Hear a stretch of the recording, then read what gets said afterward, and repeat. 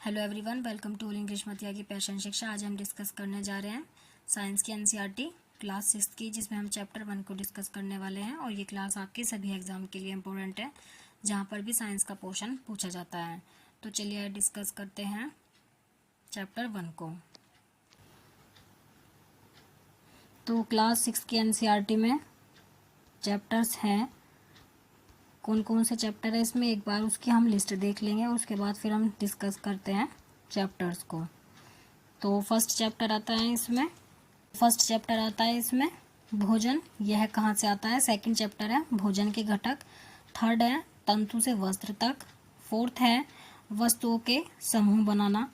Fifth chapter है इसमें पदार्थों का पृथक्करण।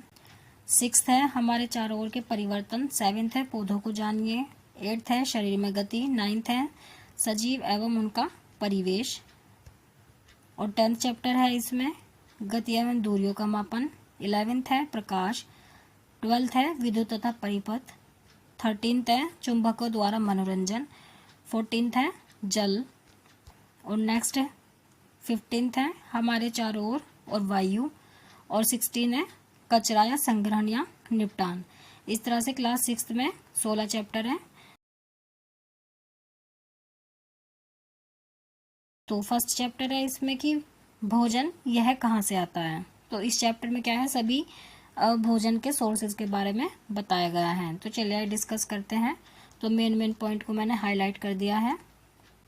तो जैसे क्या है कि हम अपने भोजन में अनेक प्रकार की चीज़ें खाते हैं। तो भोजन में सब अलग अलग चीज़ें खाते हैं। तो इसमें सबसे पहले बताया गया है चावल के बारे में कि हम कच्चा चावल लेते हैं और उसे पानी में उबालते हैं।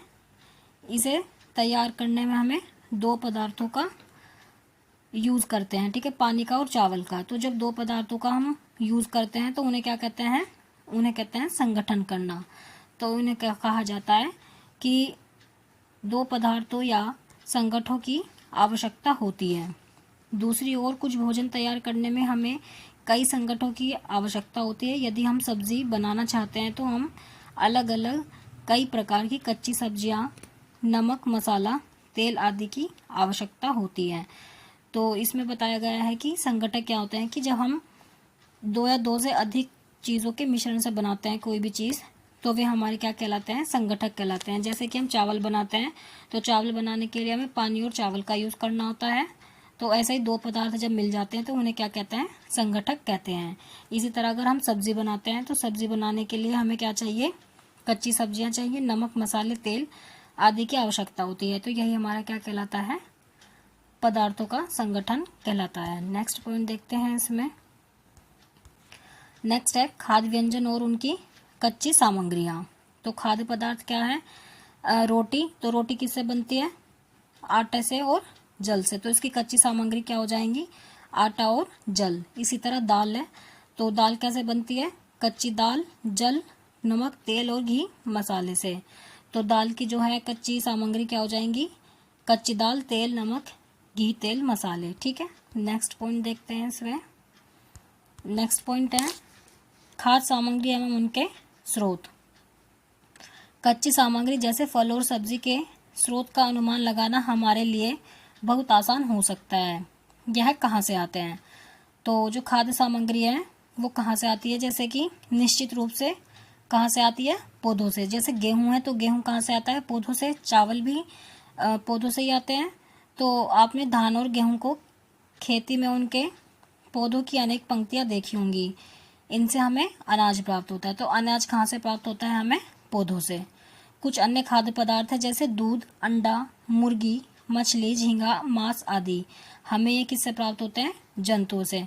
तो खाद्य सामग्री कुछ तो हमें प्राप्त होती है पौधों से और कुछ प्राप्त होती है जंतुओं से। जो पौधों से प्राप्त होती है उसे कहते हैं पादप वस्तुएं, ठीक है, पादप खाद्य सामग्री। और जो जंतुओं से प्राप्त होती है उसे कहते हैं जांतव खाद्य सामग्री। नेक्स्ट देखते हैं इसमें।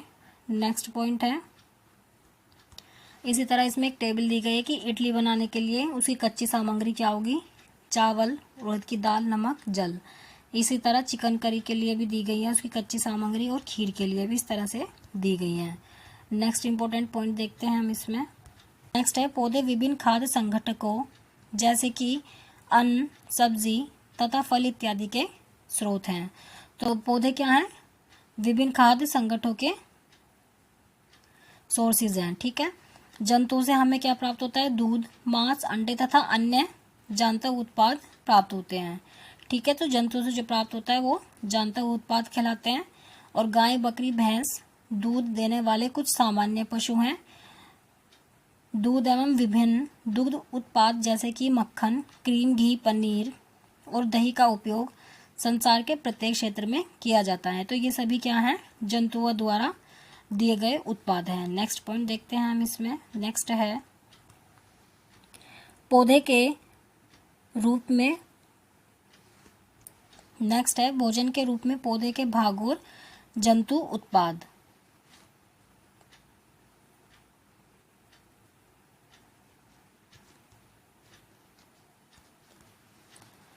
तो पौधे हमारे भोजन का एक क्या है? मुख्य स्रोत हैं। हम पौधे के कौन से भाग का उपयोग खाद्य पदार्थ के रूप में करते हैं?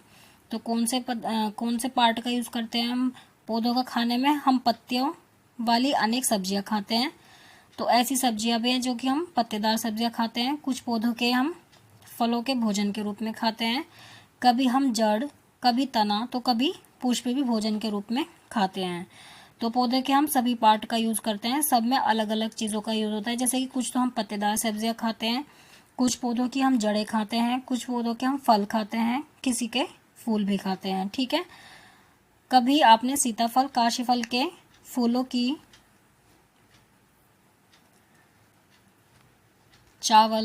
फूलों को चावल की पिट्ठी में डुबोकर व तलकर पकौड़ी बनाकर खाया है। ठीक है। तो नेक्स्ट पॉइंट है इसमें, कुछ पौधों के 2 या 2 से अधिक भाग खाने योग्य होते हैं। उदाहरण के लिए सरसों के बीज से हमें क्या है? तेल प्राप्त होता है। और इसकी पत्तियों का उपयोग साग बनाने के लिए भी किया जाता है। कि कुछ पौधों के हम 2 या 2 से अधिक भागों को खाते हैं। जैसे कि उदाहरण के रूप में इसमें दिया गया है कि जैसे सरसों के बीज हैं, सरसों का पेड़ जो होता है उसके हम सरसों के बीज से हमें तेल मिलता है और उसके पत्तों से हम क्या है? साग बनाने के लिए यूज़ करते हैं। क्या आप केले के पौधे के विभिन्न भागों के बारे में सोच सकते हैं? हम भोजन के रूप में लेते हैं। ठीक है। नेक्स्ट देखते हैं इसमें। नेक्स्ट दिया गया इसमें, ये पिक्चर दी गई है अंकुरित चनों की और आगे एक पिक्चर दी गई है अंकुरित दाल की। ठीक है।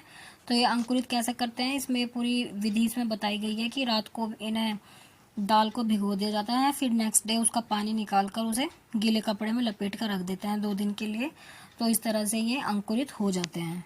ठीक है। नेक्स्ट पॉइंट देखते हैं इसमें। नेक्स्ट है मधुमक्खियाँ फूलों से मीठे रस को एकत्रित करती हैं और इसे अपने छत्ते में भंडारित करती हैं।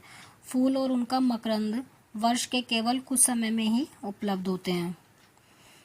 अतः मधुमक्खियाँ इस मकरंद का भंडारण कर लेती हैं ताकि पूरे वर्ष इसका उपयोग किया जा सके। हम ऐसे छत्तों में मधुमक्खियों द्वारा भंडारित भोजन का शहद के रूप में उपयोग करते हैं। तो इसमें मधुमक्खी के बारे में बताया गया है कि मधुमक्खियाँ क्या करती हैं? फूलों से उनके रस को इकट्ठा करती हैं और उन्हें क्या करती हैं? एक छत्ते में इकट्ठा कर देती हैं और उसके बाद हम उसका यूज़ कैसे करते हैं? शहद के रूप में करते हैं। और इसके लिए क्या है कि इसके लिए वर्ष के केवल कुछ समय ही होते हैं जिसमें कि मधुमक्खियाँ ये काम करती हैं। और इसकी मधुमक्खियाँ क्या है? वर्ष के कुछ स्पेशल टाइम में ही, स्पेशल मंथ में ही फूलों के रस को इकट्ठा करके रखती हैं, जिनका यूज़ हम करते हैं शहद के रूप में। तो इसके बारे में हम ईवीएस की एनसीईआरटी में भी डिस्कस कर चुके हैं। उन वीडियोस का लिंक आपको डिस्क्रिप्शन में मिल जाएगा। और आप बताइए कि वो साल के कौन से महीने होते हैं जिसमें कि मधुमक्खियाँ फूलों का रस इकट्ठा करती हैं शहद के रूप में। नेक्स्ट देखते हैं हम इसमें। नेक्स्ट है जंतु क्या खाते हैं? तो कुत्ता, बिल्ली, भैंस या बकरी ये क्या खाते हैं? ये तो सबको पता ही होगा। अगर आपको पता है तो कमेंट में ज़रूर बताएं। नेक्स्ट है इसमें कि कुछ जंतु तो होते हैं शाकाहारी, कुछ होते हैं मांसाहारी और कुछ होते हैं सर्वाहारी। तो जंतु 3 प्रकार के होते हैं, शाकाहारी, मांसाहारी और सर्वाहारी। शाकाहारी वो होते हैं जो केवल पौधे और पादप उत्पाद ही खाते हैं। मांसाहारी वो होते हैं दूसरे वर्ग के रखे जाते हैं दूसरे वर्ग में जो मांस खाते हैं, और सर्वाहारी वो होते हैं जो शाकाहारी भोजन भी खाते हैं और मांसाहारी भोजन भी खा लेते हैं, वही सर्वाहारी जंतु कहलाते हैं। नेक्स्ट देखते हैं इसमें हम। नेक्स्ट है कि इस चैप्टर में हमने क्या पढ़ा है कि भारत में विभिन्न प्रदेशों में खाए जाने वाले भोजन में बहुत ही विविधता पाई जाती है, कि अलग अलग स्टेट में अलग अलग तरह के चीज़ें खाई जाती हैं वहाँ के एनवायरनमेंट के अकॉर्डिंग। नेक्स्ट है हमारे भोजन के मुख्य स्रोत पौधे और क्या होते हैं, जंतु होते हैं, कि कुछ चीज़ें तो हम खाने की पौधों से मिलती है और कुछ मिलती है हमें जंतुओं से। जो जंतु केवल पादप खाते हैं वो क्या कहलाते हैं, शाकाहारी। जो केवल जंतुओं को खाते हैं वो क्या कहलाते हैं, मांसाहारी। और जो दोनों ही खाते हैं, पादप को और जंतुओं को, वो क्या कहलाते हैं, सर्वाहारी। आई होप आपके लिए वीडियो हेल्पफुल रही होगी। अगर आपको वीडियो हेल्पफुल लगी तो वीडियो को लाइक करें, शेयर करें और चैनल को सब्सक्राइब करें ऐसे ही इन्फॉर्मेटिव वीडियोज़ के लिए।